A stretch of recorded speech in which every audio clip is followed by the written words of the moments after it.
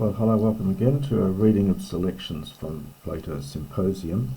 And I got up to just the beginning here of section 178. So this section now from 178a to 180c is the speech of Phaidros.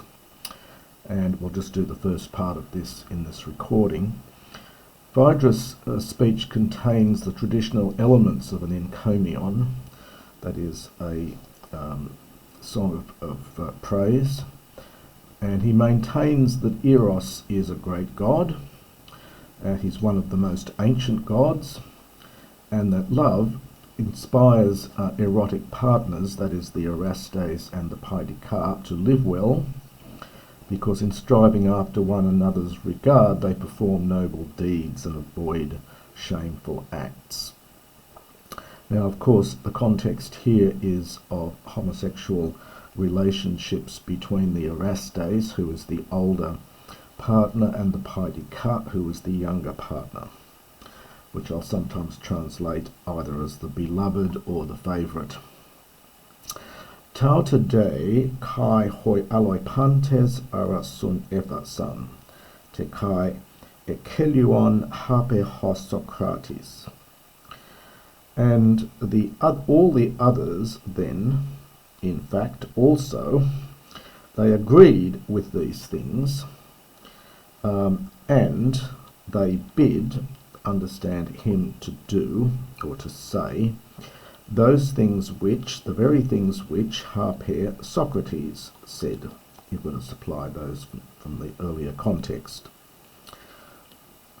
Panton min un ha hekastos epein uti panu ho Aristodemos e memneto udi ao ego ha ekenos eleget apanta.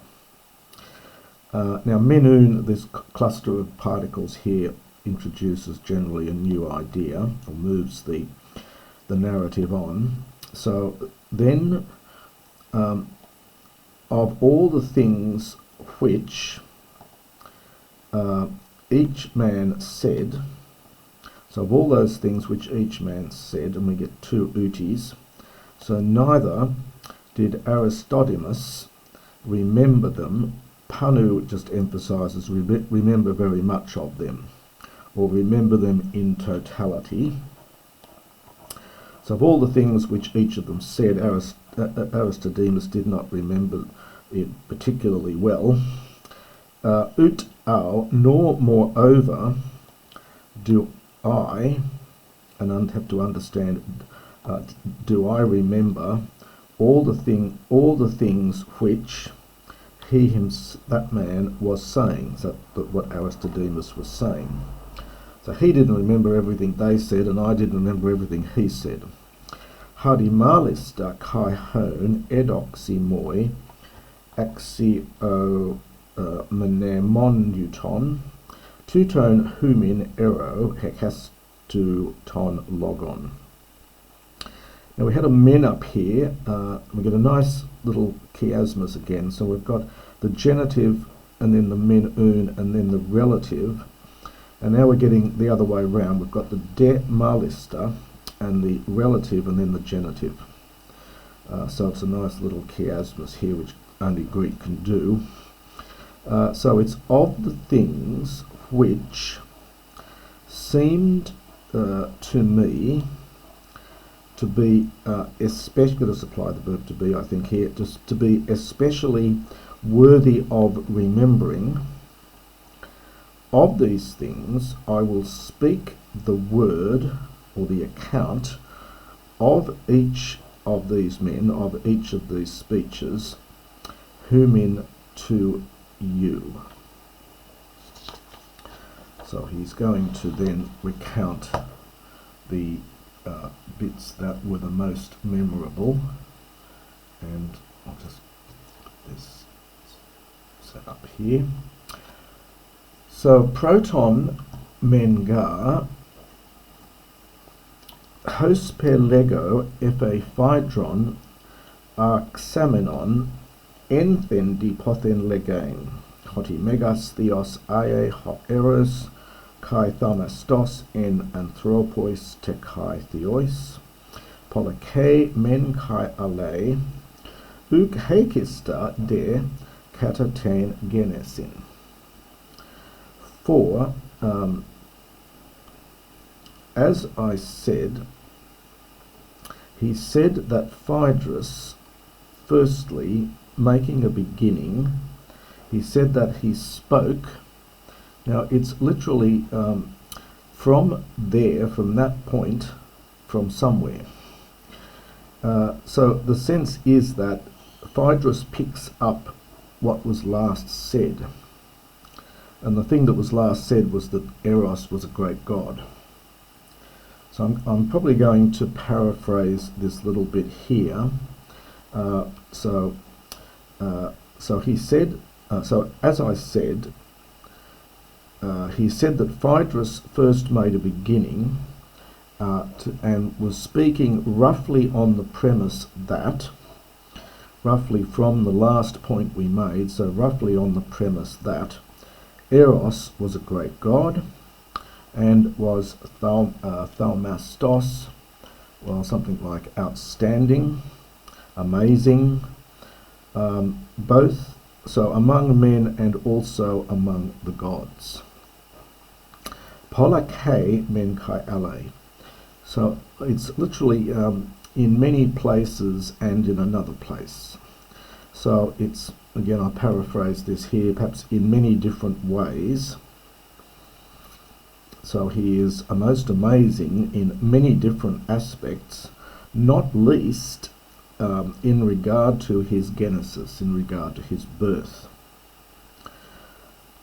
Toga en tois presbutaton anai ton theon timion, eidahos, tekmerion de tutu. And he said, now the tok goes with the anai, it's the to be. So he said the god, he said that the god to be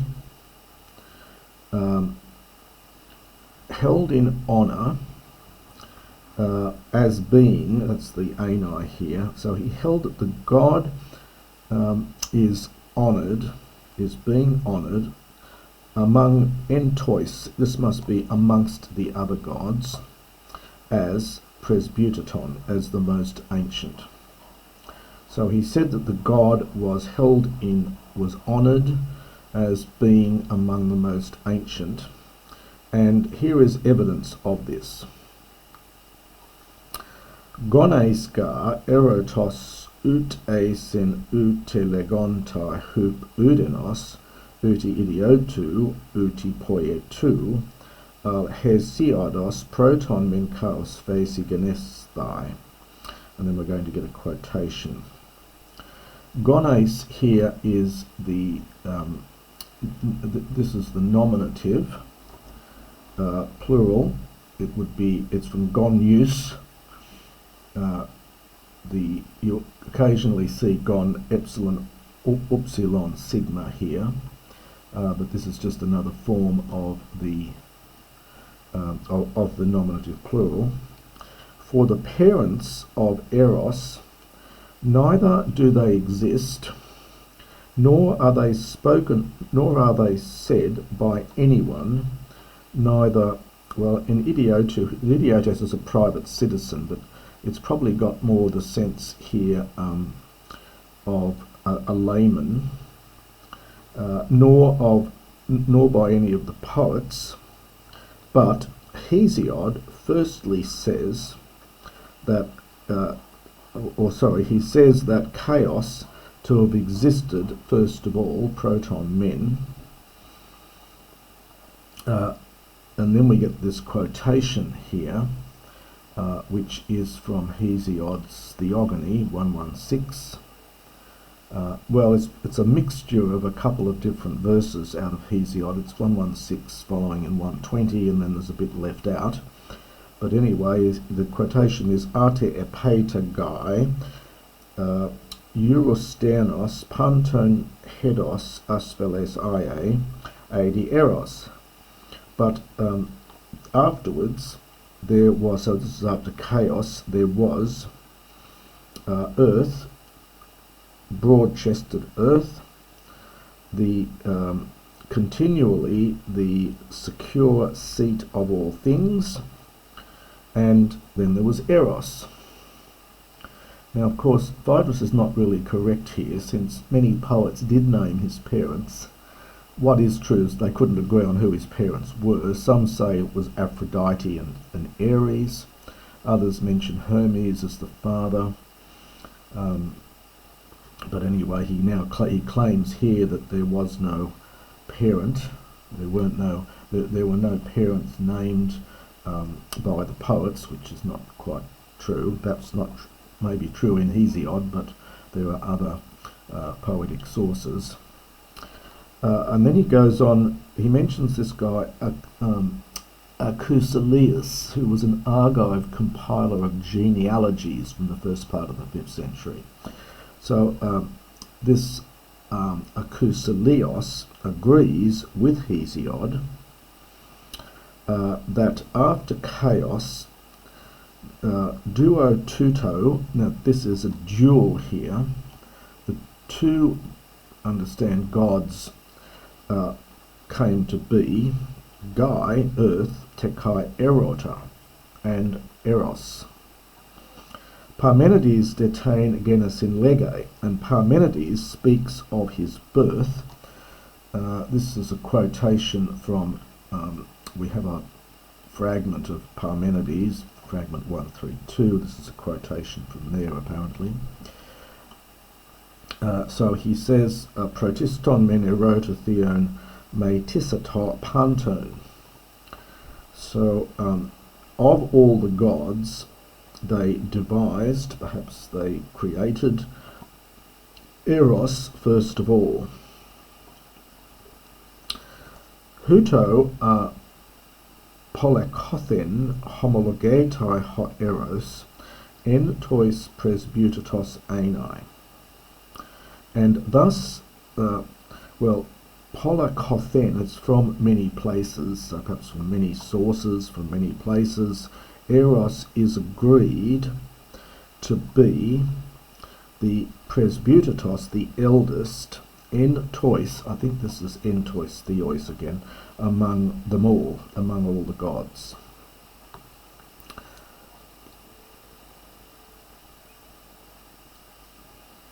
Presbytatos deon megiston agathon heimin aitios estin. Being the oldest, he is aitios, he is responsible for the greatest good things, the greatest good.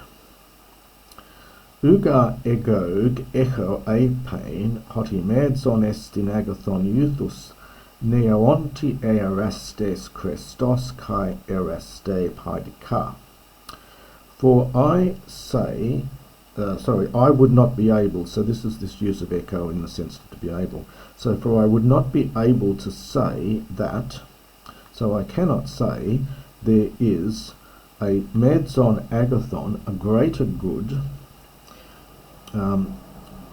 for now the euthos here in the sense of at once, for someone being young. So for a young man there is no greater good for one who is just becoming a young man than a Christos, a noble or good lover, and for the lover, understand, a noble or good favourite.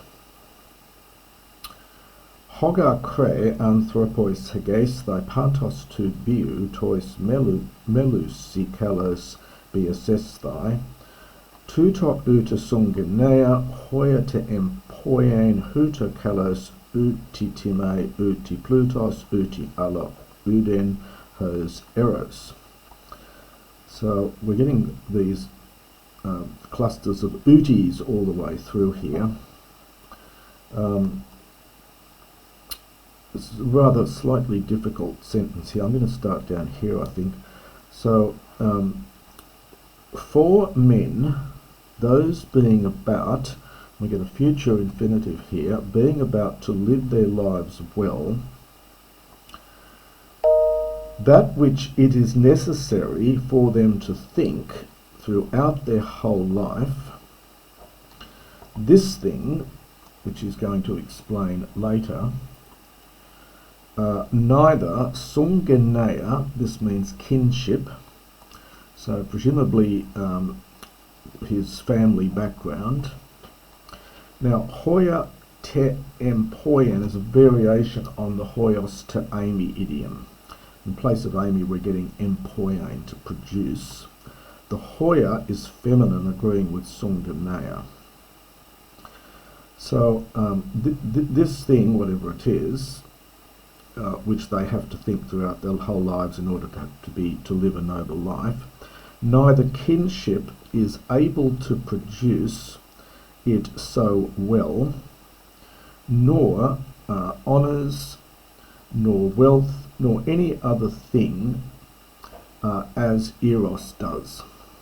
And it can either be a small e or a capital E, depending on how you want to translate this. It's either love or the god Eros.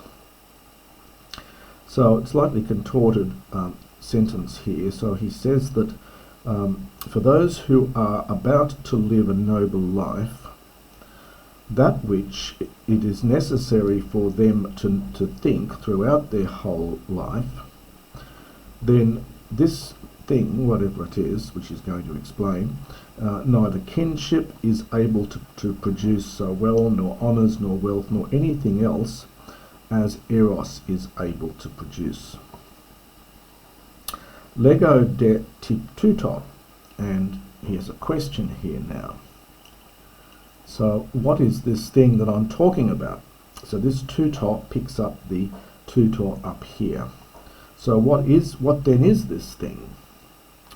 Tain epi men tois aiscrus aiscunain. So it's something like it is. It's something like to feel shame for shameful things. And so on the one hand, to feel shame at shameful things, and on the other hand, ambition, philotomian, in respect of what is noble, in respect of beautiful things, of noble things. Kalos, of course, has this huge range of meanings of beautiful, good, and noble. Uga estin anu tuton uti polin uti idioten megala kai kala erga ex ergazestai.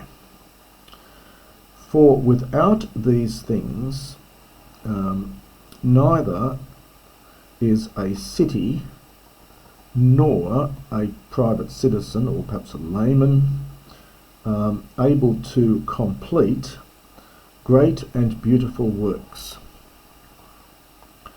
Fami toinon ego andra hostis era, eti aiskron poien katadelos gignoito e pascon hupotu di andrian me amunominos, ut an hupapatros ofthenta, hutos algesai, uti hupa hetiron, uti hup alu udenos, hos hupa paidikon. I say then that a man whoever is in love, so I say that a man who is in love, if, now we get gignoito, optative here, he might be katadelos. It's something like he might be caught red-handed. He might be become clear to all. So if he might be caught red-handed doing some disgraceful thing, or suffering at the hands of someone. Now this to here, notice there's no accent, it's enclitic as well. This is to vatinos. So, or suffering at the hands of someone, and through lack of manliness, not defending themselves.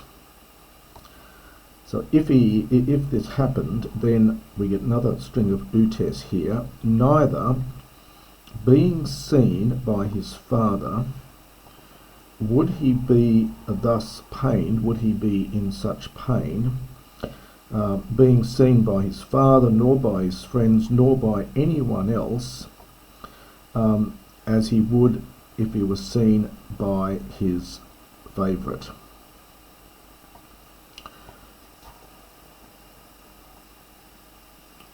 Tauton de tuto, kai ton eromenon horomen, hoti dia ferontos tu serastes iskunatai, hoton ophthe en iskrotini own. And we see also the same thing. So this same thing we see also in respect of the beloved, that this diaphorontes is especially, so that especially he feels shame before the lovers,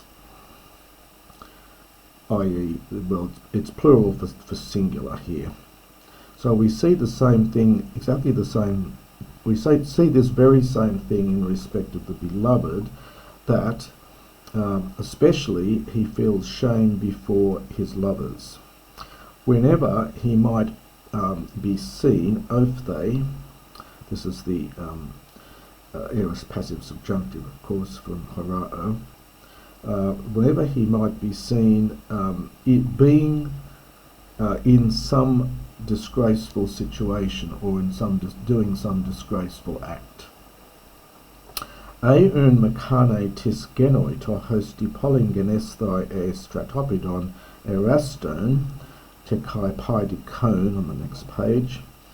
If therefore there were some mechane, some device, some means, so that a city or an army, genesthai, well, we might translate that to consist of, eraston, lovers, and their beloveds, paidikon. Now, of course, there were such examples. There's the famous sacred band of the Thebans, consisting of pairs of male lovers. Uk est in hoppos an emenon ekoisean tan hiaten e apekomenoi, panton turnai scrone kai philotu menoi, proselelus kai makomenoi gan metalelon hoi toiutoi, nikoien an oligoi ontes, hosepos apain, pantas anthropus. So if a city or an army, literally a camp, a stratopidon, so an army consisted of lovers and their favourites, ugestin, it would not be possible, how, literally, so they could not possibly administer or conduct. Now the tain, I think, refers back to the pollen, their own city, emenon, in a better way. The A is slightly awkward here, but just, well, I'll just translate it as it is, than apekomenoi, then keeping their distance from, or refraining from, all base things, and being ambitious with regard to one another, and, in fact, such men fighting metalelon beside one another, although being few in number, they would conquer. Now we get this idiom hosepos apain, which I translate as something like as it were, or so to speak. So such men fighting in fact beside one another, although being small in number, they would, as it were, or so to speak, conquer all men. And in fact, the sacred band was in fact an extremely powerful army in back in ancient Thebes. So that's the end of this section up to 179.